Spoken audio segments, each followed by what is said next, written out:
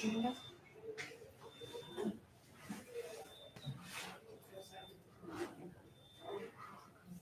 hello, am I audible?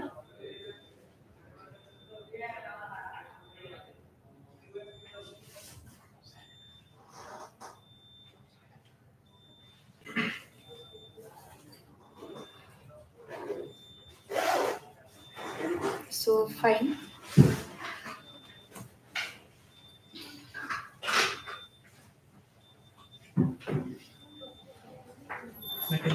Yes.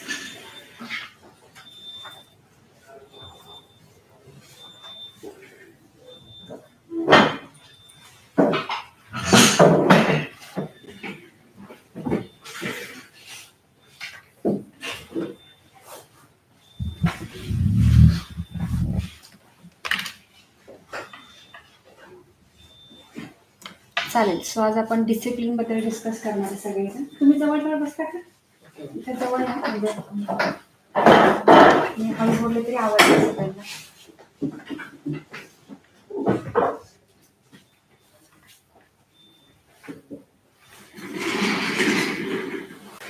चालेल. So करूया start ना आजचं सेशन. सो आज आपण बघणार आहे डिसिप्लिन काय इम्पॉर्टंट आहे आपल्या लाईफमध्ये. तर त्याबद्दलचं आजचं सेशन आहे. तर करूया सुरुवात. तर सगळ्यात महत्त्वाचं की कसं आहे, फॉर एक्झाम्पल आपण जनरली बऱ्याच वेळा गजर लावतो, राईट? प्रत्येकाच्या फोनमध्ये गजरचं घड्याळ असतं. तर मग जनरली काय होतं की जेव्हा गजर वाजतो त्यावेळेस आपण त्याला स्नूज मोडवर टाकतो. एकदा, दोनदा, तीनदा होतं ना, असं प्रत्येकाचं होतं. पण तोच गजर सेट करताना आपण काय विचार करून सेट करतो की सकाळी मला लवकर उठायचंय. मग मला सांगा, सकाळच्या मोटिवेशन मध्ये आणि संध्याकाळच्या मोटिवेशन मध्ये काय फरक आहे? गजर सेट करताना काय मोटिवेशन असतं मनामध्ये आपल्या? मला हे काम करायचंय, ते करायचंय, त्यासाठी मला लवकर उठायचंय, बरोबर? म्हणून आपण सेट करतो. बेस्ट मोटिवेशन असतं. प्रत्येक वेळेस संध्याकाळी झोपायच्या आधी माणूस खूप पॉझिटिव्ह असतो उठण्याबद्दल. पण उठताना काय होतं? येस या. उठताना काय होतं सकाळी? 8 तासाची झोप महत्वाची आहे. थोडस झोपतो, अजून थोडा वाजला पाहिजे, असं होतं ना जनरली आपलं. मग सकाळचं मोटिवेशन कुठं जातं? आपण व्यक्ती तर तोच आहे, स्वप्न तेच आहे. मग असं का होतं आपल्यासोबत? तर सगळ्यात महत्वाचा मुद्दा आहे आजचा. छोट्या गोष्टीत खूप आपल्याला त्या इम्प्लिमेंट करायचं. सगळ्यांनी खूप मन लावून ऐका, कारण की कसं होतं, छोट्या गोष्टी मोठा इम्पॅक्ट करतात. मोठ्या गोष्टी नाही करत. असं नाही होत की बाबा आपल्याला एकदमच खूप काहीतरी मोठं करायचंय.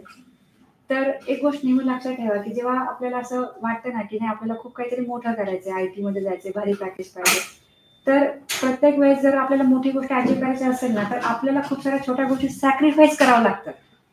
हे आपण ऍक्सेप्ट केलं पाहिजे की नाही, मला माझी फेवरेट गोष्ट आहे झोप, ती मला सॅक्रिफाईस करायची. आलं लक्षात? मला माझा कन्व्हिनियन्स सॅक्रिफाईस करायचा आहे. म्हणजे आपल्याला असं वाटतं आज कुठंच नको झालं, लय पाऊस येतोय, बाहेर गेलं तर इनकन्व्हिनियन्स होईल, चिखल लागेल पायाला, केस भिजतील, वापस धावावं लागतील. ही जर्नी कशी आहे? इनकन्व्हिनियंट आहे रे. आपल्याला काय पाहिजे? Comfort zone. कधी पण जर तुम्हाला सक्सेसफुल व्हायचंय किंवा एखाद्या मोठ्या जर्नीवर जायचंय, तर हे कम्फर्ट झोन मध्ये होऊच शकत नाही. त्यामुळं आपल्याला आपल्या आवडणाऱ्या गोष्टी ह्या बाजूला ठेवाव्याच लागतात. त्यामुळे जे संध्याकाळचं मोटिवेशन आणि सकाळचं मोटिवेशन आहे, ह्यामध्ये फरक असतो. मग तुम्हाला ठरवायचंय की बाबा तुम्हाला काय मोटिवेशनने जगायचंय. आलं लक्षात? त्यामुळं हे मी बेस्ट एक्झाम्पल का दिलं, कारण हे प्रत्येकासोबत होतं. आता सगळ्यात महत्वाचं, जर तुम्हाला असं वाटत असेल की नाही बाबा सकाळी उठणं महत्वाचं आहे, उठलं पाहिजे, त्याची बेस्ट जर्नी काय? तर मी तुम्हाला सांगेन की कुठली चांगली हॅबिट सेट व्हायला ना 21 दिवस लागतात. 21 डेज. 21 डेज माणूस मनावरती ताबा आणतो. त्यानंतर ती हॅबिट सेट होते किंवा अजिबात होत नाही. दोनच गोष्टी घडतात. कारण एखादा व्यक्ती एखाद्या म्हणजे स्वतःच्या जिभेला, स्वतःच्या कम्फर्टला किंवा झोपेला एक 20 दिवस सॅक्रिफाईस करू शकतो. त्यानंतर जर त्याला त्याचा रिवॉर्ड मिळाला, म्हणजे जर तुम्ही लवकर उठलात आणि उठून जर तुमचे सगळे कामं झाले, तर आपल्याला आतून हॅपी फील होतं. जसं की एखाद्याने जिम लावली किंवा योगा केला, तर योगा करून दिवस रिफ्रेशिंग जातो. म्हणजे संध्याकाळी 6च्या नंतर पण काम करायची क्षमता राहते. त्याला आपण योगा म्हणू शकतो की आपण फ्रेश आहे बाबा. त्याला रिवॉर्ड म्हणायचं. जर आपल्याला तो रिवॉर्ड एन्जॉय करता आला तर आपण सकाळी उठू शकतो 21 दिवसानंतर किंवा योगा रिपीट करू शकतो, वरनं नाही करू शकत. मग ती हॅबिट जेव्हा सेट होते ना, ती तशीच सेट होणार त्याच्यानंतर. ती कधीच ब्रेक नाही होणार. कारण तुमच्या मनाला माहिती आहे की नाही मला त्याचं बेस्ट फायदा माहिती आहे. आलं लक्षात? सो डिसिप्लिनला खूप इम्पॉर्टन्स आहे. त्याचं हे बेस्ट एक्झाम्पल आहे. बाकी मला अजून 2 एक्झाम्पल द्यायचे आहेत, की जसं की आता पुण्यामध्ये बऱ्याच ठिकाणी पूर आलाय. रील्स तुम्ही बऱ्याच पाहिल्या असतील, न्यूज पाहिल्या असतील. एका सोसायटीवरती लिहिलं होतं रिव्हर व्ह्यू. पाहिलं असेल ते समोर पाणी साठलंय म्हणून. तर आता जेव्हा आपले जे पुण्यातली जी मुळा-मुठा नदी आहे, तर ती जेव्हा डिसिप्लिन होते त्यावेळेस कुणाला प्रॉब्लेम होता का? कुणाचं लक्ष होतं का त्या गोष्टीकडं? बट आता ती इनडिसिप्लिन झाली. ती तिचा प्रवाह सोडून वागायला लागली. काय झालं? जनजीवन विस्कळीत झालं. झालं ना? मुलं पण व्हिजिट करायला येत नाहीयेत. तुम्ही लकीली आलात मला खूप छान वाटलंय. त्यासाठी मी YouTube लाईव्ह स्ट्रीमिंग वरती ठेवलं, की बाबा ज्यांना पॉसिबल नाही, जे पाण्यात अडकलेत, तर त्यांच्यासाठी ॲटलीस्ट YouTube लाईव्ह स्ट्रीमिंगला ते ऐकतील, ॲटलीस्ट बघतील म्हणून. तर ज्यावेळेस एखादी गोष्ट इनडिसिप्लिन होते ना, त्यावेळेस त्याच्यामुळं खूप प्रॉब्लेम्स क्रिएट होतात. That is not okay. Right? आता दुसरं बेस्ट एक्झाम्पल आर्मी डॉग्स तुम्ही पाहिले असतील बऱ्याच ठिकाणी. जसं सगळं मगरपट्टा आयटी पार्क आहे. यांच्याकडे पण भरपूर ट्रेन डॉग्स आहेत, की जे 26 जार किंवा 15 ऑगस्टला जर तुम्ही सकाळी 8 वाजता आलात इथल्या ओकेजनसाठी, तर ते बेस्ट शो करतात नाही का. म्हणजे ते कसं प्रॉपरली पळतात किंवा कसे जंप करतात. तर एकदम बेस्ट असतं त्यांचं सगळं. तर तुम्ही जरूर या, बघा तुम्ही त्या गोष्टी. तर आता जेव्हा तो डिसिप्लिन आहे, म्हणजे त्याच्या गळ्यात साखळी आहे, कुणीतरी पकडलंय त्याला, तर तोपर्यंत तो एकदम बेस्ट आहे. आपल्याला काय वाटतं, वॉव! किती शिस्तप्रिय आहे हा, वाटतं ना. पण त्याच जागी जर तो इनडिसिप्लिन झाला तर, त्याला सोडून दिला तर काय होईल मनाची अवस्था आपल्या? मी नेमकं कुठं लपून बसू? माहिती सगळ्यांना. त्यामुळं डिसिप्लिन हे आपल्या आयुष्यात असणं खूप गरजेचं आहे. त्या डिसिप्लिनचे मी 3 बेस्ट एक्झाम्पल तुमच्या सगळ्यांसाठी घेऊन आले. कारण तुम्हाला सगळ्यांना रामायण, महाभारत तर जरूर माहिती असेल. आपण नेहमी ऐकतो, रील्समधून बघतो, कारण मोटिव्हेशन हे प्रत्येकाला आवडतं. येस. तर मग त्या रामायण, महाभारतामधून नेमकं ॲज अ स्टुडंट मी आज काय पिक केलं पाहिजे? ॲज अ कॉर्पोरेट लाईफ किंवा ॲज अ आयटी जॉब. तर त्याचे बेस्ट एक्झाम्पल मला सगळ्यांना द्यायचे. तर तुम्ही ती गोष्ट ते जे व्हिडिओज आहेत ते प्रॉपरली बघा. आणि मग त्यामधून मग मी तुम्हाला सांगेन की आपल्याला काय लेसन घ्यायचं आहे. ओके? तर मी वन बाय वन ते प्ले करते. तर हा फर्स्ट व्हिडिओ. मैं क्यों नहीं प्राप्त हो गया वीर गति को?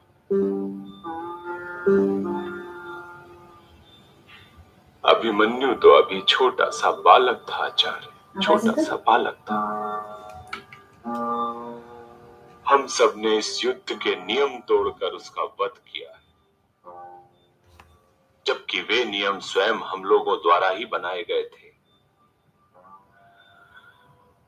मैं तो इतना लज्जित हूं आचार्य कि मैं गंगा पुत्र के पास जाने का साहस भी नहीं कर पा रहा। यदि वो मुझसे पूछ बैठे, आचार्य द्रोण तुम भी, तो मैं उन्हें क्या उत्तर दूंगा? कृपाचार्य मैं उन्हें क्या उत्तर दूंगा?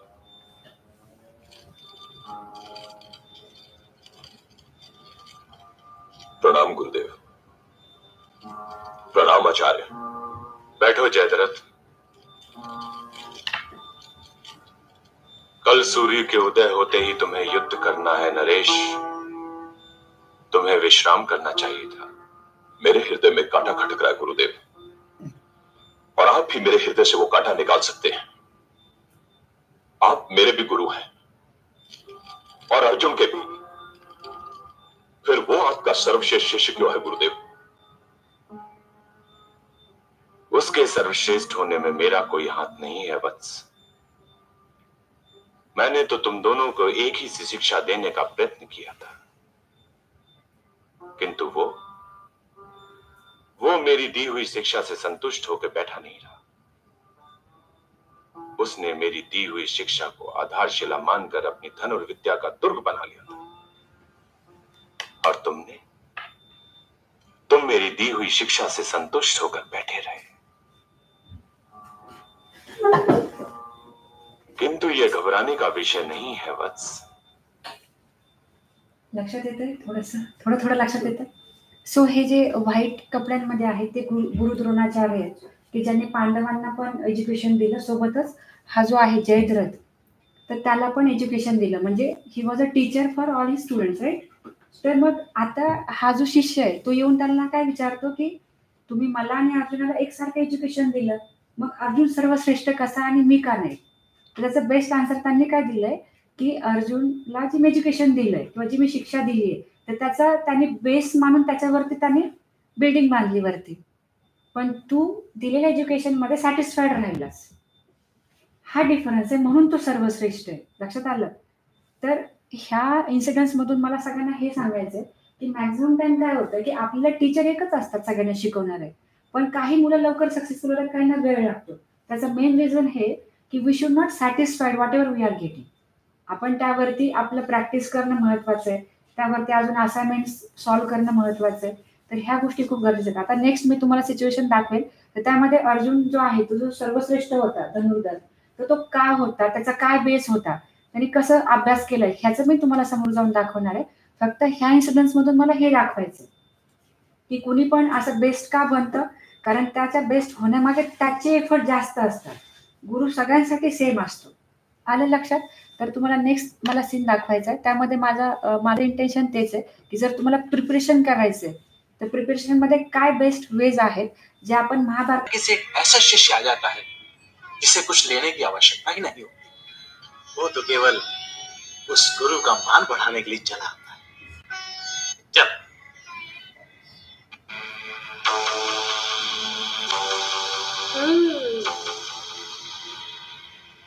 अरे भीम भैया, चुप, नहीं तो कोई और आ जाएगा। ले, थोड़ा सा तू भी खा ले। परंतु थोड़े से का अर्थ है थोड़ा ही खाना। यदि आप मुझे खिलाएंगे तो आप भूखे रह जाएंगे। परंतु आप मुझे ये बताइए कि अंधेरे में कौर आपके मुंह तक कैसे पहुंचा? हाथों के पास भी आंखें होती है अर्जुन, मुंह तो अपने स्थान पर ही है ना, फिर हाथ क्यों चूके? अभ्यास अर्जुन, अभ्यास। अभ्यास? हाँ। बचपन की बातें भूल जाओ ध्रुव, बचपन ना समझ होता है। हे त्यांचे गुरु आहेत आज जे तुम भी स्वप्न पार पडताय मन त्यांनी, की सारी सीमाएं पार म्हणजे कर चुके अर्धी हो रात्र जवळपास और मैं असं सिच्युएशन आहे यांची. आणि हा अर्जुन जो प्रॅक्टिस करतो.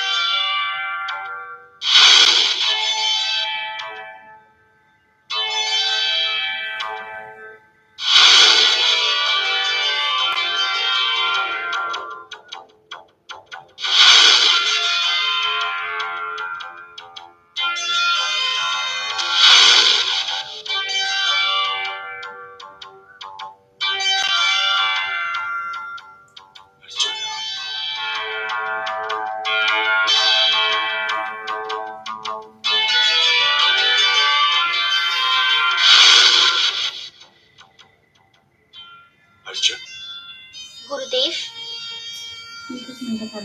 मैंने तो तुम्हें कभी इसकी शिक्षा दी ही नहीं। शिक्षा तो आप ही ने दी है गुरुदेव, परंतु प्रेरणा भैया भीम की रुचि से मिली। कैसी रुचि? जो उन्हें खाने में मिलती है। मैंने देखा कि वे अंधकार में बैठे खा रहे हैं और उनका हाथ मुंह तक जाने में एक बार भी नहीं चूका। मैंने पूछा कि ये संभव कैसे हुआ, तो वे बोले कि हाथों में भी आंखें होती हैं। अब यदि हाथों में भी आंखें होती हैं, तो वे हाथ वाण भी चला सकते हैं। इसी का प्रयास कर रहा हूँ गुरुदेव। यदि मुझसे कोई भूल हुई हो तो क्षमा चाहता हूँ गुरुदेव।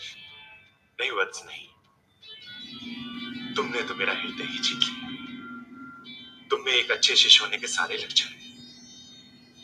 क्योंकि यदि सीखने वाला ही उद्यत ना हो तो सिखाने वाला सिखाएगा क्या? ज्ञान भी एक बीज है अर्जुन, मन की भूमि उपजाऊ होनी चाहिए। अर्जुन, मैं तुम में एक महान योद्धा होने के सारे लक्षण देख रहा हूं। मैं तुम्हें सर्वश्रेष्ठ धनुर्धारी अवश्य बनाऊंगा और ब्रह्मास्त्र का वरदान भी दूंगा। योद्धा के दो शत्रु होते हैं, थकान और निद्रा, और उसके दो मित्र भी होते हैं, परिश्रम और सावधानी। जिस योद्धा ने इन दोनों शत्रुओं पर विजय पा ली और जिसको ये दोनों मित्र मिल गए, वो अजेय हो जाता है। और आज मैं तुम्हें लक्षात येतंय? आवाज आला थोडासा. सो आपण ह्याच्यातून काय शिकलो बरं? ओंकार, काय सांगू शकतो आपण? Discipline is must. डिसिप्लिन पाहिजे. 2 शत्रू आणि 2 मित्र पण सांगितले. कुठले 2 मित्र आणि कुठले 2 शत्रू सांगितले? ऐकायला आलं का? मी रिपीट करू परत.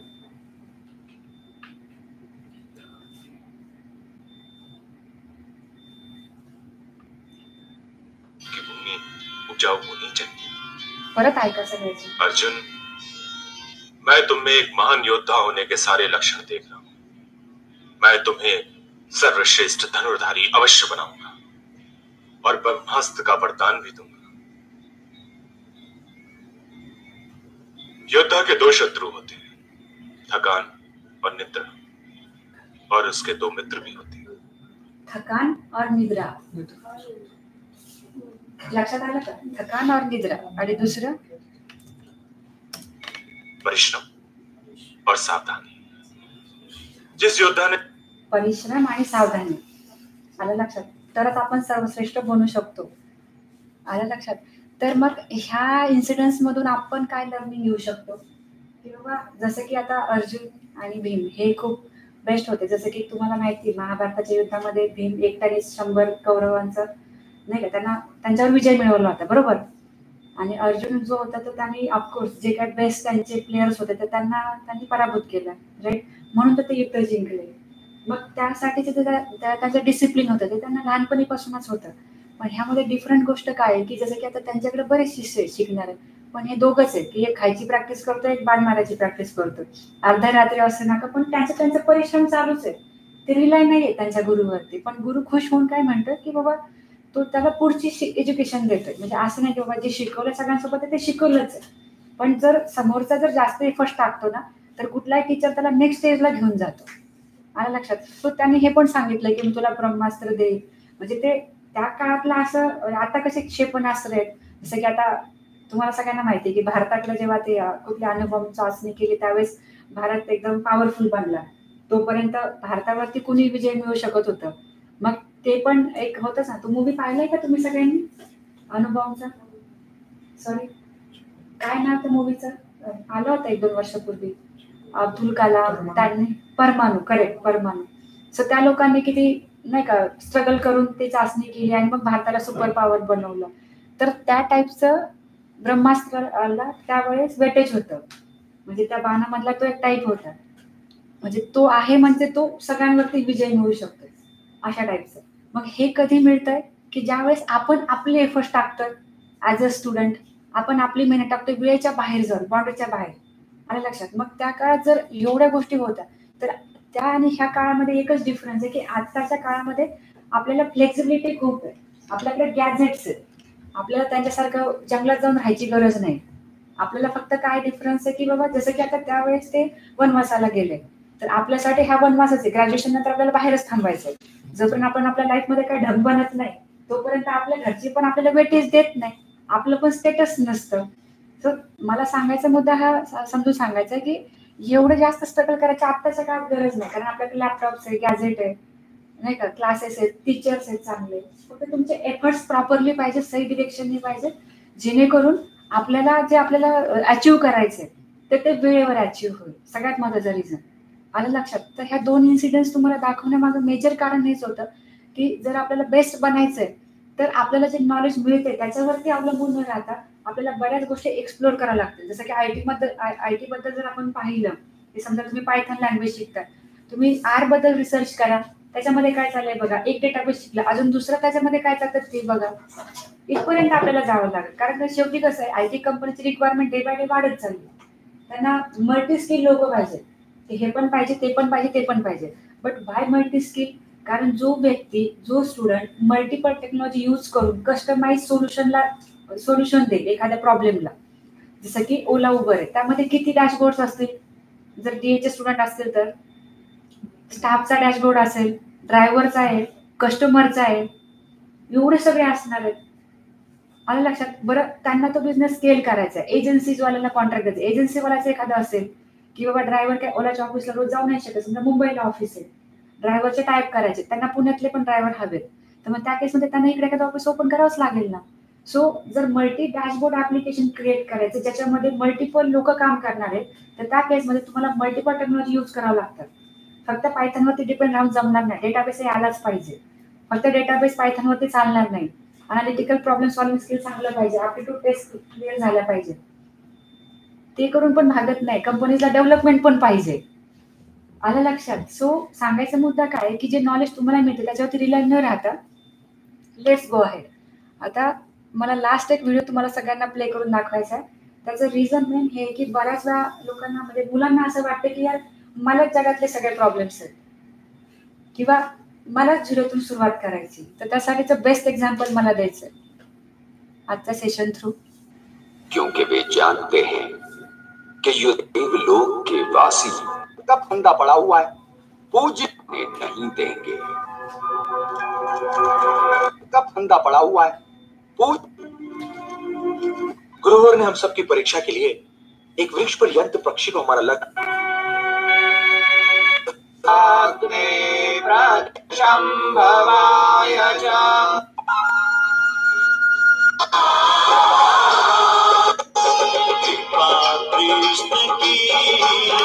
आता हा व्हिडिओ दाखवण्याच्या आधी मला सगळ्यांना त्याचा बॅकग्राऊंड सांगायचं आहे समजावून. तर बॅकग्राऊंड हा आहे की तुम्हाला माहिती असेल की कौरव पांडव ह्यांचं वाद होते, फॅमिली प्रॉब्लेम्स होते आणि म्हणून त्यांना डिवाइड केलं. राईट, त्यांच्या राजाने त्यांना डिवाइड केलं.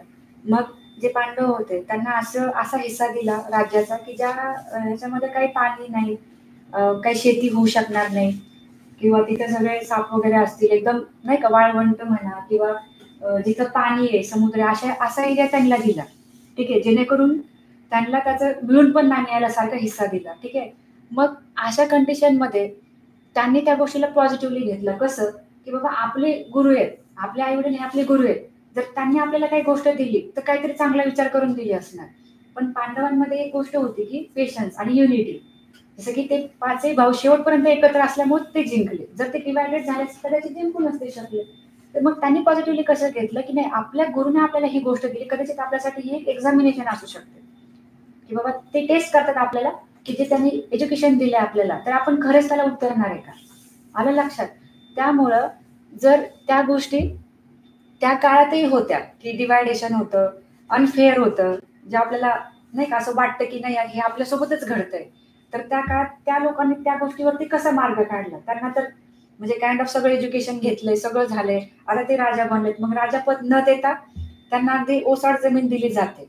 मग त्यामध्ये त्यांची सुरुवात कशी हे आपण एक 5-10 मिनिटं बघणार आहे. ठीक आहे, सो ह्यामध्ये एक रोल सांगायचा राहिला श्रीकृष्ण आणि बलराम. तर त्यांच्यासोबत त्यांचे गुरु होते श्रीकृष्ण आणि बलराम.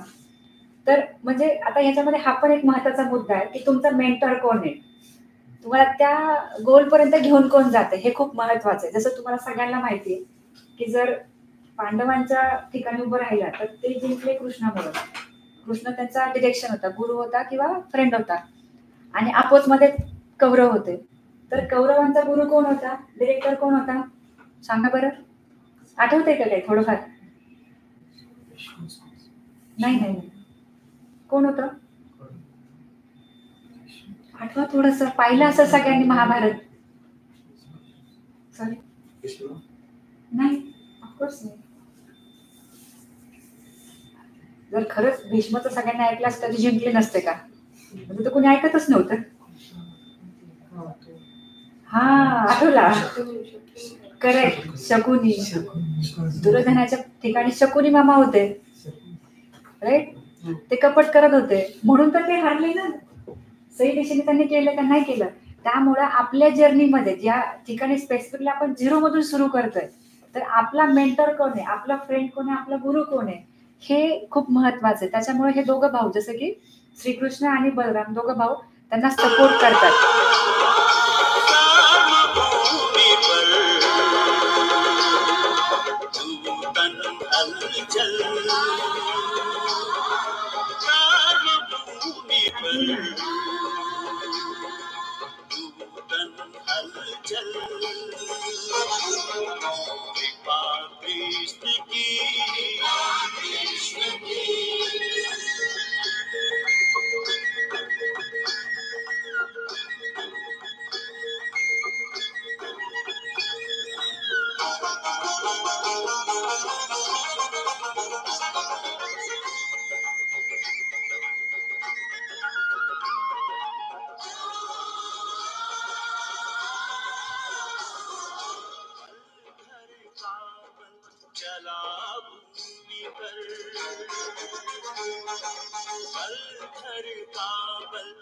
चला भूमि पर हल घर का हल, चला भूमि पर, चला भूमि पर, चले पार्थ के बाण प्रखर तर, छाए भूमि पर बादल झर झर,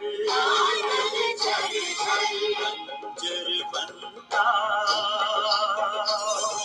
चला हरा ढल, हो बंजर बनता चला हरा ढल, दौड़ रहा मन पैदल पैदल, कृपा कृष्ण की।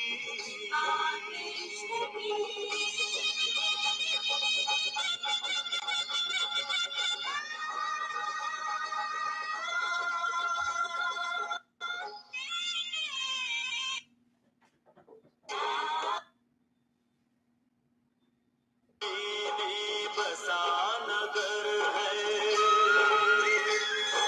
वीराने में, बसा नगर है सपनों जैसे महल सुघर है,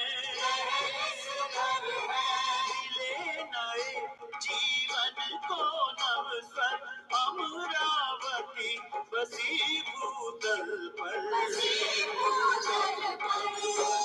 परिश्रम सफल हुआ बल, हो भला परिश्रम सफल हुआ बल। लक्षात आलं की थोडक्यात काय आहे की ज्या ठिकाणी आता म्हणजे ते जवळपास देवच होते, तुम्हाला पण माहिती स्टोरी सगळी, की एवढे महान लोक असून पण त्यांना शून्यातून सुरू करावं लागलंय खूप वेळा, आणि जे मिळेल त्याच्यात सॅटिस्फॅक्शन मानून त्यांनी परत शून्यातून विश्व उभं केलं. आलं लक्षात? म्हणजे जे दुर्योधनाकडे होतं तर त्यापेक्षा ब्युटिफुल नगरी त्यांनी परत डेव्हलप केली का, आणि त्यांनाच हे सगळं का देण्यात आलं का, कारण त्यांच्यामध्ये ती कॅपॅसिटी होती म्हणून त्यांना ते प्रॉब्लेम दिले. हीच गोष्ट जर कौरवांना दिली असतं कदाचित त्यांना ते जमलंच नसतं. त्यांच्या वडिलांनी हे जर एक्सचेंज केली असती डील तर कदाचित त्यांना ते जमलं नसतं. पण मग ह्यांना का जमलं, कारण त्यांच्यात ती कॅपॅसिटी होती. म्हणजे थोडक्यात आपल्याला प्रॉब्लेम्स हे देव अशाच व्यक्तीला देतो की ज्याच्यामध्ये ते हँडल करायची कॅपॅसिटी आहे. त्यामुळे गिव्हअप न करता शून्यातून सुरू करायची कॅपॅसिटी पाहिजे. IT मध्ये पण खूप वेळा असं होतं, कुठल्याही फील्डमध्ये जावा आपल्याला नेहमी 0 पासून सुरुवात करावी लागते. सो 0 पासून सुरुवात केली म्हणजे माझं खूप वाईट झालं किंवा नशिबाला कोसत राहिलो असा विषय नाहीच आहे. उलट त्यामधून तुम्हाला लर्निंग करायला मिळतं. मागच्या गोष्टींमधलं जे म्हणजे जे फेल्युअर्स आहे त्याच्यातलं जे लर्निंग आहे, त्यामुळं कमीत कमी वेळेत आपण बेस्ट डेव्हलप होतो. दिस इज द बेस्ट मेसेज की जुन्या काळात देवांना पण त्या गोष्टी नाही झाल्या, तर आता तर आपण माणसं आहेत, तर आपल्या बाबतीत जर गोष्टी घडल्या, जर अनफेअर घडलं तर आपल्याला एवढं दुःख का होतं, एवढं अग्रेसिव्ह, एवढं वाईट वाटून घ्यायचं कारण काय? आपला एखादा गोड नाही रन झाला एखाद्या दिवसात, एवढं त्याच्यात दुःख मानायची काय गरज आहे? आलं लक्षात का? कारण नेहमी आपल्याला ते स्ट्रगल करणंच आहे. आणि दिस इज द बेस्ट इन्स्पिरेशन. म्हणजे महाभारत आणि रामायण ह्या दोन्ही गोष्टी इतक्या छान डेव्हलप केल्या गेल्या जुन्या काळातल्या की त्याच्यातून जेवढं शिकेल तेवढं कमी आहे. म्हणजे मी तर म्हणेन की प्रत्येक डायलॉग मधून शिकण्यासारख्या गोष्टी आहेत. फक्त आपला काय पॉइंट ऑफ व्ह्यू आहे हे महत्वाचं आहे. तुमचा जॉब असेल, स्टडी असेल, क्लास असेल, बिझनेस असेल, कुठलीही गोष्ट असू द्या, तर त्यामध्ये ह्या गोष्टी बेस्ट ॲप्लिकेबल होतात. आज मुलींची संख्या खूप कमी आहे, त्यामुळे मी त्या गोष्टी दाखवणार नाही ज्या मला दाखवायच्या होत्या रामायणाबद्दल, सीतेबद्दल स्पेसिफिकली. पण आज मी ते दाखवू नाही शकणार कारण मी तिघीच जण आहे. सो ज्यावेळेस मॅक्झिमम मुली जॉईन करतील त्यावेळेस डेफिनेटली मी ती गोष्ट पण दाखवेल की आजकाल म्हणजे एक मोरल ऑफ द स्टोरी हे की आपल्याला असं वाटतं आपल्याला प्रॉब्लेम्स आहेत. इनफॅक्ट मी तर सांगेल की आपली खूप कन्व्हिनियंट लाईफ आहे ज्याच्यामध्ये आपण इझिली लर्निंग घेतोय, आपल्याला रिसोर्सेस अवेलेबल आहेत. ह्या काळात म्हणजे त्या काळात ते राजा असून पण त्यांना नांगर चालवावं लागलं ना. आता काही गोष्टी ओव्हर दाखवल्यात की अर्जुनाने बाण मारला आणि पाऊस आला. आता पावसाळ्याशिवाय पाऊस येत नाही. आता बाण राहिले नाहीत की बाबा क्षेपणास्त्र सोडलं पाऊस आला, असं तर नाही होऊ शकत. काही गोष्टी ओव्हर असतात, पण त्यातली त्यात लर्निंग करण्यासारखी हीच एक गोष्ट आहे की वाईट नाही वाटून घ्यायचं की जर माझ्यासोबत कुणाला तरी जॉब भेटला मला नाही भेटला, मला इंग्लिश येत नाही दुसऱ्याला येतं म्हणून वाईट वाटून घ्यायची गरज नाहीये. आपला एक टर्न येणार आहे, आपली वेळ येणार आहे, पण त्यासाठी आपण किती मेहनत घेतोय किंवा आपण खरंच रेडी आहे का ती मेहनत घ्यायला, ह्याची तयारी असणं खूप गरजेचे. त्यामुळे आजचे हे बेस्ट 3 लेसन्स होते सगळ्या स्टुडंटसाठी. तर मग तुम्हाला ह्याच्यातून कसं वाटलं, म्हणजे नाही का ह्याच्यामध्ये काय रिलेट होऊ शकतं, कसं वाटतंय तुम्हाला सगळ्यांना? तुम्ही काय लर्निंग घेतलंय आज ह्या सगळ्यांमधून? ओंकार काय वाटतंय, तुम्ही घेतलं लर्निंग ह्याच्यातून? म्हणजे लर्निंग घेण्यासारखं तसं पाहिलं तर खूप आहे, खूप आहे. कारण त्यांनी 0 पासून एंडिंग पर्यंत सगळी स्टोरीज दाखवलेली. एवढं तर मी नाही दाखवू शकत, 100च्या वरती एपिसोड आहेत त्यांचे, पण मला तेवढे पॉइंट्स वाटले की जे बाबा थोडंसं इम्पॅक्ट करू शकतात, तर मी त्यावेळी तुम्हाला सांगितलं. ठीक आहे. आता नेक्स्ट महत्वाचा मुद्दा आहे दादाजी की कहाणी. आता मॅक्झिमम मराठी क्राऊड आहे आपल्या सगळ्यांचाच, ऑनलाईन ऑफलाईन मध्ये पण 80-90% मुलं महाराष्ट्रीयन आहेत. तर तुम्ही सगळ्यांनी लहानपणीपासून हिंदीच्या पुस्तकात, कुठे मराठीच्या पुस्तकात ऐकलं असेल की नाही का दादाजीच्या कहाणीमध्ये की बाबा ते सांगतात की दादाजीचं एक शेत आहे, आता ते शेवटच्या क्षणाची वाट बघतात, मग त्यांच्या नातूंना बोलवतात, सांगतात की शेतात जा, तिथं सोनं ठेवलंय, प्रॉपर्टी ठेवली आहे, जाऊन काढ. हे ऐकली असेल स्टोरी तुम्ही सगळ्यांनी? नाही ऐकली? कुणी ऐकली स्टोरी? परफेक्ट नाही. ठीक आहे, मी ओव्हरव्ह्यू देते, त्याच्यामधून 2 सिच्युएशन मला तुम्हाला सगळ्यांना द्यायचं. ठीक आहे. तर स्टोरी ही आहे की जेव्हा एखादा वयस्कर माणूस जेव्हा तो जाण्याच्या मार्गावर असतो त्यावेळेस तो खरं बोलतो. त्याने काही कमवलं असेल, त्याची काही प्रॉपर्टी असेल, त्याची कुठे जमीन जुमला असेल, तर तो ऍटलिस्ट मागच्यांना सांगून जातो, जेणेकरून मागचे त्याचा उपभोग घेते. ठीक आहे. तर त्या हिशोबाने हे जे दादाजी आहेत, ज्याची स्टोरी आज मी सांगणार आहे, तर ते त्यांच्या 3 नातवंडांना बोलवतात आणि सांगतात की अरे आपलं जे शेत आहे ना खालच्या माळ्यातलं, तर त्या शेतामध्ये मी एक हंडा लपून ठेवलाय, त्याच्यामध्ये भरपूर सगळं सोनं आहे, पैसा आहे, तुम्ही काढा आणि तुम्ही ते घ्या, कारण आता मी काही राहील असं मला काही वाटत नाही. ठीक आहे. म्हणजे त्याने काय केलं, स्पेसिफिक सांगितलं की ह्या ठिकाणी जा आणि घ्या. आता अशा ठिकाणी इझिली जाऊ शकतात तिघं पण, त्यांचा वेळ वेस्ट होणार आहे का? नाही. ते जाणार, खोदणार, घेणार, उपभोग घेणार, ही गोष्ट आहे. पण जर ह्या क्षणी किंवा ह्याच ठिकाणी दादा त्यांनी असं सांगितलं की अरे माझी ती 15 एकर जमीन आहे ना, त्याच्यात तुम्ही जा, त्याच्या मी कुठेतरी मी लपून ठेवलंय 1-2 करोडचं मालमत्ता, 1-2 करोडची मालमत्ता मी ठेवली आहे, त्या 10-15 एकर मध्ये कुठे ठेवली ते काही मला माहित नाही, पण तुम्ही घ्या. आणि त्याला तुम्हाला जवळपास 15-20 फूट खोदणे, काय होईल अशा ठिकाणी?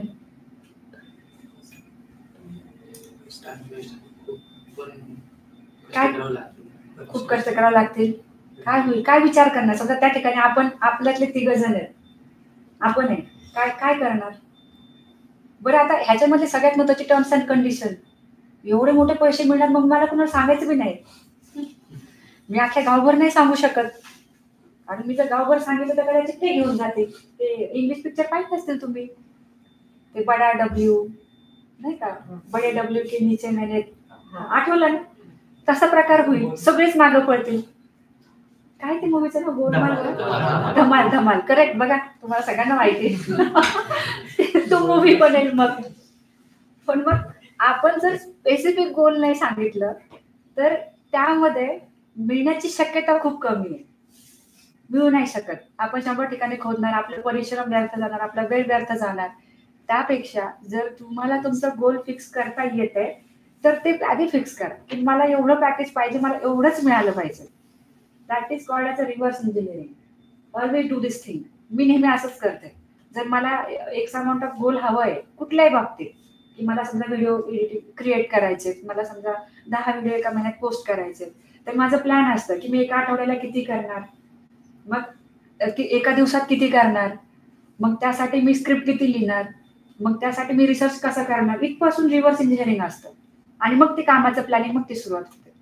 मग ह्या प्लॅनिंग मध्ये फेल्युअरचे चान्सेस किती आहेत? खूप कमी आहेत. आलं लक्षात? खूप कमी आहेत. पण ज्या ठिकाणी आपण प्लॅनिंगच करत नाही, आपलं गोलच फिक्स नाही, त्या ठिकाणी काय होतं, आपला खूप वेळ जातो. त्यापेक्षा ह्या स्टोरीतून आपण हे शिकलो पाहिजे की जर आपल्याला एखाद्या स्पेसिफिक गोलकडे जायचे, समजा मला चांगली IT कंपनी पाहिजे, मला एवढं पॅकेज पाहिजे, मला ह्याच प्रोफाईलवरती जॉब पाहिजे, हे जर असं तर त्याचं रिव्हर्स इंजिनिअरिंग करा, त्याचं कॅल्क्युलेशन करा की हा हे समजा 4 लाखाचं package, okay, just take an example. तर त्यासाठीचा रिसर्च करा, Naukri.com वरती जा, Indeed वरती जा, एक दिवस द्या ह्या प्लॅनिंगला. रिसर्च ही महत्वाची गोष्ट आहे. आपण जर असं म्हटलो की नाही मी हे ते बेस्ट आहे, मार्केटमध्ये 4 गोष्टी येऊनही निघून जातील, तुम्हाला कळणारच नाही, असं नाही झालं पाहिजे. तर नोकरी इंडिड ह्या प्लॅटफॉर्मवरती जावा. 4 लाख पॅकेजसाठी काय स्किल सेट लागतो, कुठल्या कंपन्या हायर करा त्याची यादी काढा. 50 कंपन्या शोधून काढा, तुम्हाला काहीतरी कॉमन भेटेल. स्किल सेट, रिस्पॉन्सिबिलिटीज, रोल, आलं लक्षात, लँग्वेज, टूल्स, काहीतरी कॉमन भेटेल. त्यातले एक पर्टिक्युलर पॉइंट तुम्ही पिक करा आणि त्यानुसार प्रिपरेशन करा. का नाही सक्सेस येणार? आता प्रॉब्लेम काय होतो, आपण आपल्याला जे दिलंय, आपण जे करतोय, आपण त्याच्यावर रिलाय, आपण त्याचीच प्रॅक्टिस करतो, त्यातच आपण फरफटतो. पण असं नाहीये. साधी गोष्ट घेऊयात आपण, एसक्यूएल. ठीक आहे, समजा एसक्यूएल तुम्हाला शिकवलं जातं, डेटाबेस, बट स्पेसिफिकली एसक्यूएल वरती काय एक्सपेक्टेशन आहे समोरच्या कंपनीचे हेच आपल्याला माहित नाही. मग त्यांच्या स्किल सेटमध्ये समजा असू शकतं की एसक्यूएल मध्ये जॉईन्स आल्याच पाहिजे, एसक्यूएल मध्ये तुम्हाला डेटाबेस क्वेरीज आल्याच पाहिजे, हे त्याचे सब पॉइंट्स झाले. आणि जर ह्या हिशोबाने जर कंपनी एक्सपेक्ट करते तर मग आपल्याला त्या लेवलचं प्रिपरेशन आजपासून केलं पाहिजे. That is the correct approach to going to and prepare for the IT job. हे जर तुम्हाला माहित नसेल तर तुम्ही फक्त प्रिपरेशन करणार एसक्यूएलचं. काय करणार, मॅडमनी नोट्स दिल्यात, मॅडमनी कोड दिल्यात, टेक्टोचं रेकॉर्डिंग आहे, प्ले केलं, बघितलं, तेवढं झालं नाही. तुम्हाला इंडस्ट्रीची रिक्वायरमेंट अंडरस्टँड करण्यासाठीचे बेस्ट प्लॅटफॉर्म्स आहेत, जिथे लेटेस्ट जॉब अपडेट येतात. आता सगळ्यात महत्त्वाचं गुगल, लिंक्डइन, इकडे पण यायला लागले जॉब अपडेट्स. तुम्ही जस्ट सर्च करा आणि तुम्हाला आत्ता मार्केटची कंडिशन एसक्यूएल साठीची काय चालली आहे, काय एक्सपेक्टेड आहे, त्यासाठी किती पगार मिळतो, हे सगळं तुम्हाला ट्रान्सपरंटली दिसेल. लिस्ट डाऊन करा त्या गोष्टी आणि त्या हिशोबाने करा. That is called as a correct way to approach any job. आलं लक्षात? मी असं तुम्हाला, मला हे नाही करायचं, कन्फ्यूज नाही करायचं, पण मला हे सांगायचं, जर तुम्हाला डेटा अनालिस्ट बनायचे किंवा तुम्हाला जर फुल स्टॅक डेव्हलपर बनायचे, तर फुल स्टॅक डेव्हलपरला जर 5 लाख पगार मिळतो तर तो कुठल्या बेसिसवर मिळतो, त्याला कुठल्या लँग्वेजेस यायला पाहिजे. आपण आता जर हे म्हणून बसलो की नाही ह्यामध्ये समजा आता for example as a Puneri pattern आपण जवळपास एक 8 टूल्स शिकवतो किंवा 8 लँग्वेजेस शिकवतो, ठीक आहे, पण त्या बाहेरचं विचारलं तर मग मी कसं काय करू? नाही, इट्स नॉट लाईक दॅट. जर तुम्हाला जावा येतं तर तुम्हाला डॉट पण येणार, जर तुम्हाला एसक्यूएल येतं तर मोंगो पण येणार, पायथॉन येते तर आर पण येणार, कारण गोष्टी त्याच आहेत, फक्त सिंटॅक्स वेगळा आहे, इतकाच डिफरन्स आहे. जर तुम्हाला बेसिक कन्सेप्ट प्रॉपर माहिती आहेत ना, की डेटाबेसमध्ये मला फक्त 4 ऑपरेशन करायचे, त्यापेक्षा वेगळं काहीच विश्व नाहीये, that is the best part out of it. जर तुम्हाला कन्सेप्ट एकदा लक्षात आले ना की नाही जावामध्ये कोडिंग आहे, डेटाबेस कनेक्टिव्हिटी आली, डेटा ऍड कसा करायचा, रिमूव्ह कसा करायचा, हे जरी कळालं, that is the best part. आलं लक्षात? त्या हिशोबाने तुम्हाला रिसर्च करायला वेळ द्यावा लागेल. आज शनिवारी, उद्या संडे, मी प्रत्येक सेशनमध्ये संडेचं काहीतरी सांगते सगळ्यांना. किती मुलं करतात मला माहित नाही, पण माझं काम आहे की तुम्हाला सांगणं, शेवटी तुमची रिस्पॉन्सिबिलिटी आहे. तर आज उद्या थोड्या वेळ बसा, मोबाईलमध्ये किंवा लॅपटॉप घेऊन बसा, नोकरी इंडिडवरती सर्च करा की जर आज मी जावा डेव्हलपमेंटचा क्लास करतो किंवा करते, तर मला जर त्यामध्ये 5 लाखाचं पॅकेज किंवा 10 लाखाचं पॅकेज पाहिजे असेल तर कंपनी काय एक्सपेक्ट करते आणि मला किती येतंय. मग मला हेही येत नाही ना, 80% मग लागेल की ना, तर प्लॅन बनवूयात आपण. 4 मंथ्समध्ये मला ह्या गोष्टी करायच्या, 4 मंथमध्ये पहिल्या महिन्यात ही प्रिपरेशन करूया, त्यातल्या एका आठवड्यात काय करायचंय, आलं लक्षात? त्यातून मंडे टू फ्रायडे काय करायचं, शनिवार रविवारी काय करायचंय, ह्या प्लॅनिंगने जर गेला तर कदाचित फेल्युअर येणारच नाही. एवढं प्लॅनिंग पाहिजे गोष्टींचं. मग त्यासाठी जसं मी तुम्हाला तो व्हिडिओ दाखवलाय, आपल्याला काय त्यागावं लागेल, मग निद्रा आणि आळस, निद्रा आणि आळस याचा त्याग करावा लागेल. आणि काय आपल्याला घ्यावं लागेल त्याच्यातून, परिश्रम आणि नाही सावधानी. का बरं सावधान का? कारण आपल्याला आज माहित नाही की उद्या कंपनीची रिक्वायरमेंट काय होईल. इंडस्ट्री बदलत चालली आणि का नाही बदलणार? जर बिझनेसेस बदलायला लागले, लोकांचे रिक्वायरमेंट बदलायला लागले, मार्केट चेंज व्हायला लागले. पहिलं मार्केट होतं आय थिंक 2008च्या वेळेस, जेव्हा आम्ही फर्स्ट टाइम इंजिनिअरिंगला चाललो होतो, त्यावेळेची सिच्युएशन काय होती माहितीये का? त्यावेळेस याहू सर्च इंजिन होतं, याहू खूप बेस्ट होतं, म्हणजे याहूचाच ईमेल आयडी ओपन होणार हे चालायचं, ठीक आहे. मग त्यानंतर नेक्स्ट इयरला गुगल आलं. गुगलवाल्यांनी काय केलं, गुगल सर्च इंजिन इतकं सोपं केलं वापरायला, इतकं युजर फ्रेंडली केलं की सगळेजण याहू विसरले. मला असं वाटतं आपल्या ह्या क्राऊडमध्ये कदाचित याहूचं कुणाचं अकाउंट नसेल. मग याहू सर्च इंजिन का मागं पडलं? का? कारण त्यांनी अपग्रेडच नाही केलं स्वतःला. त्यांचा अजूनही तोच युजर इंटरफेस येतो. म्हणजे लोडिंग व्हायला 10 मिनिटं लागतील, त्यात इकडून एक ऍड दिसेल, तिकडून एक ऍड दिसेल, होतं नाही. मग ह्याच्यामुळे काय होतं, लोडिंग टाइम वाढतो. ऍज अ जावा डेव्हलपर ह्या गोष्टी असतात ना आपल्याला स्टडीमध्ये, मग कशाला युजर वापरेल. पण गोष्ट खूप इझी असते. समजा तुम्हाला पिझ्झा ऑर्डर करायचा, ऍप ओपन केलं, नंबर टाकला, ऑर्डर केला, मग बाकी डिटेल्स भरल्या, तर इझी. गुगलनी तेच केलं. म्हणून आता गुगल सर्च इंजिन चाललंय. म्हणजे 2008-9 नंतर गुगल आलं. त्याच्या आधी गुगल नव्हतंच सर्च इंजिन मध्ये, बिलकुल नव्हतं. आणि गुगलनी सगळ्यांचं मार्केट खाल्लं. बाकी ओपेरा आठवतंय, नाही आठवणार पण नाही, आठवतंय ओपेरा, अजून फायरफॉक्स चालतात का ते? कदाचित थोडेफार काही काही अंशाने चालतात. म्हणजे आमच्या वेळेस ज्यावेळेस फायरफॉक्स कशासाठी वापरायचो आम्ही लोक, गाणे डाउनलोड करायला. प्रत्येक जण त्याच्या डिग्रीमध्ये एज्युकेशनमध्ये ह्या गोष्टी करतो. आपण काही अपवाद असं नाही, मी खूप ओपनली बोलते. त्यावेळेस आम्ही त्यासाठी वापरायचो, कारण त्याच्यामध्ये ना डाउनलोड वरती क्लिक केल्यावर फायरफॉक्स मधून व्हायचं डाउनलोड, गुगल डाउनलोड करून देत नव्हतं. हा प्रॉब्लेम यायचा, आलं लक्षात. त्यामुळे जर तुम्हाला युजर फ्रेंडली ऍप्लिकेशन बनवायचे किंवा जर युजर फ्रेंडली गोष्टी करायच्या असतील, कस्टमाइज ऍप्लिकेशन करायचे असतील, तर त्या केसमध्ये तुम्हाला टेक्नॉलॉजीला धरून जावं लागेल. लक्षात. Alert for what? Alert for the new technologies, की काय आले नवीन, मला हे पण करायचं, मला ते पण करायचं. आणि जोपर्यंत तुमच्याकडे मल्टीटास्किंग नाहीये तोपर्यंत कुठलीही कंपनी तुम्हाला हायर करायचा विचार करणार नाही. कारण एका स्टूलवरती जर मला काम हवंय, तर ते काम करण्यासाठी बाकी पण लोक आहेत ना, नॉन आयटीचे. एकच एक्झाम्पल देते मी, MIS एक्सेलचं. एक्सेल एक सॉफ्टवेअर आहे, ठीक आहे, आणि त्या सॉफ्टवेअरचे काहीतरी फीचर्स आहेत, बरोबर. मग जर ते एका सॉफ्टवेअर आणि त्याच्या फीचर पुरतं जर लिमिटेड आहे आणि त्यासाठी जर एखाद्याला ट्रेनिंग दिलं जाऊ शकतं, तर त्याची रिप्लेसमेंट लवकर नाही भेटणार का मार्केटमध्ये. मग जर तुम्हाला अनरिप्लेसेबल आणि जर तुमच्यावरची डिपेंडन्सी वाढवायची असेल, तर तुम्हाला मल्टिपल स्किल्स घेऊनच जावं लागतं, की नाही माझ्याकडे लँग्वेजही आहे, माझ्याकडे टूलही आहे, आणि माझ्याकडे डेटाबेसही आहे. I am allrounder. कुठले प्रॉब्लेम होतात मी सोल्युशन देतो. ह्या लेवलचं जर बनलात ना, तर कदाचित तुमची रिप्लेसमेंट कंपनीला कधीच नाही शोधता येणार.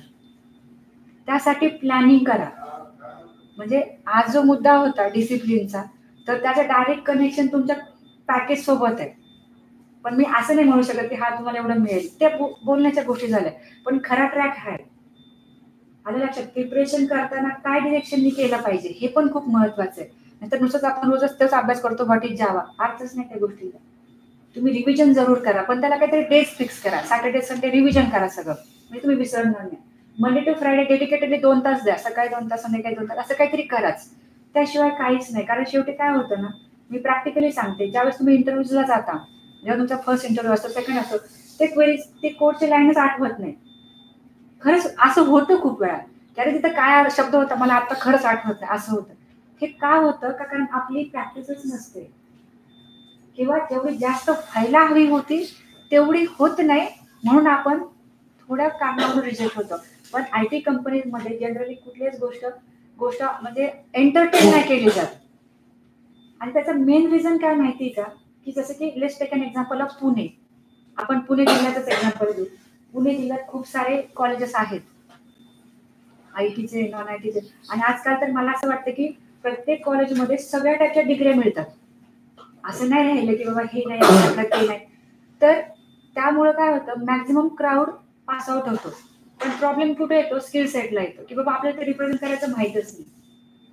आणि ह्यामध्ये सगळ्यात मोठा गॅप काय आहे, की आपल्याला त्याच्या स्टेप्स माहित नाही, कोडिंग माहित नाही. पण जर एक step as a Puneri pattern through जर आपण पुढे जातोय ना, तर मला असं वाटतं ऍज अ स्टुडंट अजून त्याचा फायदा घेऊन पुढे गेलं पाहिजे. त्याच्यावरती रिलाय नाही राहिलं पाहिजे की आज ट्रेनरने 1 आवर शिकवलं ना, तुम्ही अजून 2 तास प्रॅक्टिस करा, अजून 4 प्रश्न तुम्ही काढून ठेवा. दिस इज द करेक्ट वे. आलं लक्षात.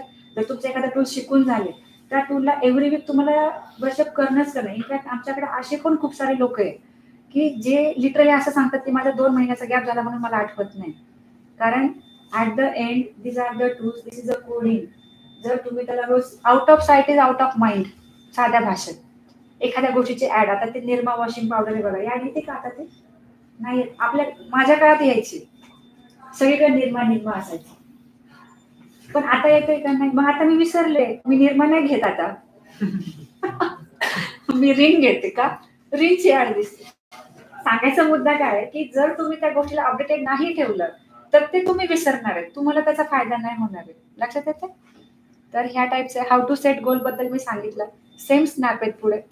फुलस्टॅक डेव्हलपरचा जेडी बघा, जेडी मध्ये स्किल्स आहे, what you will do but not limited to, ह्या गोष्टी आहेत. हे तुम्हाला नोकरीवरती आरामात मिळतील. जर तुम्हाला ही पीपीटी हवी असेल तर सपोर्ट टीमला पिंग करा, व्हॉट्सअप करा, मी सेंड करून देईल तुम्हाला ह्या सगळ्या पीपीटी. तुम्ही ह्या पण पाहू शकता, बट हे जनरल नॉर्मलाइज आहे. ठीक आहे. Taking lot of interest in something important subject like coding. आता सगळ्यात महत्वाचं, आता इथे असे किती लोक आहेत की ज्यांना असं वाटतं की डोक्यातच शिरत नाही, किंवा माझं काय व्हायचं, कसं व्हायचं, असं कधीतरी कुणाला तरी वाटतं. आता माझ्यासमोर नाही बोलणार ती गोष्ट अलग आहे, पण कधी कधी आपल्याला असं वाटतं की अरे हे काय होणार आपल्या ह्याच्यात, आपल्याला काहीच कळत नाही. तर इंटरेस्ट क्रिएट करायचा असेल तर त्यासाठीची एक शॉर्ट एक व्हिडिओ हा टॉप 5 प्रोग्रॅमर्स इन द वर्ल्ड, हा हे एक थंबनेल आहे.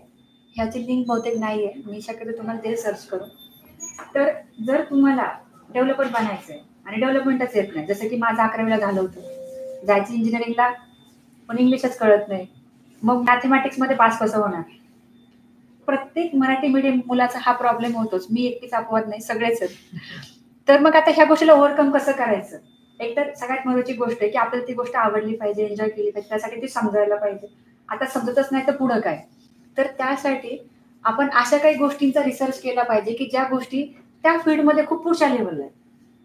फॉर एक्झाम्पल, एखाद्याला वाटतं की नाही मला फुटबॉलमध्ये मॅरेथॉन जिंकायचंय किंवा मला पुढच्या लेवलला जायचं, त्यांनी काय केलं पाहिजे, बेस्ट फुटबॉलरचे व्हिडिओज पाहिले पाहिजे, त्याचे बुक्स वाचले पाहिजे, ते स्टोरी वाचल्या पाहिजे. तसंच जर तुम्हाला IT मध्ये पुढे जायचंय तर IT बॅकग्राऊंडचे जे लोक आहेत, म्हणजे आपण जे फेमस नाव ऐकतो त्यापेक्षाही खूप लोक आहेत जगात, युट्यूबवर त्या अवेलेबल आहेत. असं नाही की फक्त सुद्धा विचेस मॅडम म्हणते तर तेच बघा, असं नाही, त्याचे नाव आपली बरोबर नाही होऊ शकत. तर हे कॉमन प्रोग्रॅमर्स आहेत ज्यांनी त्यांच्या थ्रू आउट जर्नीमध्ये काय केलं. तर तुम्हाला हे कळेल की यार हे काही नवीन नाही. समजा आज तुम्हाला कळत नाही एखादी गोष्ट, तर ते त्यांना पण त्याची बिगिनिंग करिअरमध्ये नव्हती कळाली. सो तुम्हाला कुठेतरी एक म्हणजे हे मिळेल, रिलॅक्सेशन मिळेल की नाही चला ही स्टोरी असते, ही जर्नी असते, अशा वेळी आपल्याला पुढे जायचं. So try to research about की मला जर डेव्हलपर बनायचं तर त्याच्या काय स्टोरी आहे, मला डेटा अनालिस्ट बनायचंय तर त्याची काय स्टोरी, तो कसा तिथपर्यंत पोहोचला. याच्यातून काय होतं की फेल्युअरचे चान्सेस कमी होतात. मी पण जनरली ह्या अशा गोष्टी बऱ्याच बघते युट्यूबवर की आपल्याला जर पुढच्या स्टेजला जायचंय तर मग आपण आपल्यासारखे बाकी लोकांच्या स्टोरीज पाहिल्या पाहिजे. तर हे त्याच्यासाठी आहे की तुम्ही पुस्तकं किंवा युट्यूबवरती पाहिलं पाहिजे. आणि आजकाल आय थिंक कुकू FM वरती तर ऑडिओ कॉपीज आहेत, पण ते एका लिमिट नंतर ऐकूशी नाही वाटत. अर्धा तास 1 तास बरं वाटतं जरा जीवाला, पण त्यानंतर असं वाटतं की हे नको ही बडबड. त्यापेक्षा मी रिकमेंड करेल युट्यूबवरती जावा. ऍटलीस्ट युट्यूबवरती जेन्युइन गोष्टी असतात. नाव you are following in love, म्हणजे जसं की तुम्ही ते रोज रोज कराल ना एखादी गोष्ट तर ते आपल्याला माहिती पडून जाते. आता समजा एखादा, यासाठी बेस्ट एक्झाम्पल देते मी. आधी काय ते ऍप बरं ते नरेंद्र मोदीजींनी बंद केलं करोना नंतर, करेक्ट. तर टिकटॉक पटकन फेमस का झालं, शॉर्ट व्हिडिओ, राईट. मग आपण शॉर्ट व्हिडिओ मधून कसे अटॅच होते एखाद्या व्यक्तीसोबत, एंटरटेनमेंट, राईट. त्याने काहीतरी ऍक्टिंग केली, आपल्याला आवडली आणि आपण मग त्याला फॉलो करायला लागलो. आता इंस्टाग्राम आहे. मग हे असं का होतं माहितीये का, तो व्यक्ती खूप ब्युटिफुल असं आहे का, शाहरुख खान आहे का, सलमान खान आहे का, मग हे एवढ्या शॉर्ट पिरियड मध्ये फेमस का होतात आणि आपण त्यांना का बघतो. सायकोलॉजिकल फॅक्टर हा आहे की आपल्याला कमी वेळात एंटरटेन व्हायचं, पहिला हा मुद्दा. दुसरा हा आहे की आपण सतत तो चेहरा बघतो म्हणून काही दिवसांनी तो आवडायला लागतो. सुरुवातीला आपल्याला असं वाटतं, आता तसं जर बघितलं तर जुने काही ऍक्टर्स आहेत ते खरंच खूप सुंदर होते का, म्हणजे एक्झाम्पल देते मी. म्हणजे आपल्याला जनरली कसं वाटतं की नाही खूप सुंदर असलो तर फिल्म इंडस्ट्रीत गेलो पाहिजे, हे एक नॉर्मल माइंडसेट आहे. पण असे सगळे सुंदर आहेत का नाही. पण काय होतं की एव्हरी टाइम सतत नजरेत येऊन येऊन येऊन आपल्याला ते आवडतं आणि मग आपण त्या गोष्टीला फॉलो करतो. त्यासाठी सातत्याने नजरेत जाणं महत्वाचं. जसं की अमिताभ बच्चन आहे, त्यांचे एवढे पिक्चर फेल गेले का, काय रिझन आहे त्याला. स्टोरी चांगली नव्हती हे रिझन आहे का, ते सुंदर दिसत नव्हते हे रिझन आहे का, त्यांना ऍक्टिंग येत नव्हती हे रिझन आहे, काहीच नाही. माझ्या दृष्टीने, माझ्या पॉईंट ऑफ व्ह्यू काय की त्यांनी त्यांचं सातत्य नाही सोडलं. मला 100 फेल्युअर येऊ, मी ऍक्टिंग करत राहणार, कोणाला आवडो नाही आवडो मला नाही फरक पडत, मला करायचं. मला असं वाटतं हेच बेस्ट रिझन असेल, बाकी तर मला काही दिसत नाही. आणि त्यानंतर ज्यावेळेस त्या व्यक्तीला खरंच त्याचा फायदा होतो किंवा त्याला कळतं, मग तो त्या जर्नीला एन्जॉय करतो. सो तुम्हाला जर तुमचं कोडिंग किंवा डेटा अनालिसिस ट्रेनिंग एन्जॉय करायचं असेल तर तुम्हाला त्यासाठी ह्या सगळ्या गोष्टी कराव्या लागतील, जेणेकरून ते तुम्हाला आवडेल, तुम्ही जर्नी एन्जॉय करणार आणि मग त्याच्यातून सक्सेस मिळणार. त्याशिवाय काहीही होऊ शकत नाही. एका लिमिटच्या पुढे जेव्हा आपण जातो ना, त्यावेळेस आपल्या मनाची ती भीती मिळालेली असते की हा मला येत नाही, हे कधीच गेलं असतं की आता मला 4 गोष्टी येतात. आणि जेव्हा आपल्याला येतं ना त्यावेळेस आपण एन्जॉय करतो. जसं की जेव्हा आपल्याला लागून सारे ते घडला आनंद होतो, तर दुसऱ्या दिवशी जायला मजा वाटते. पैसे मिळाले तर काय नव्हते, that is consider as a reward. जसं की आपल्याला कोडिंग जमलं, आपण हॅपी झालो, मग आपण ती जर्नी एन्जॉय करणार. आलं लक्षात? मेक युअर डेली रुटीन, हे रुटीन बद्दल आहे की एकही मिनिट वायाला घालवला नाही पाहिजे. आणि फ्रँकली सांगू ना, आपण म्हणजे खरंच मी सांगते, जर जायचं असेल पुढे ते इंस्टाग्राम खरंच बंद करा.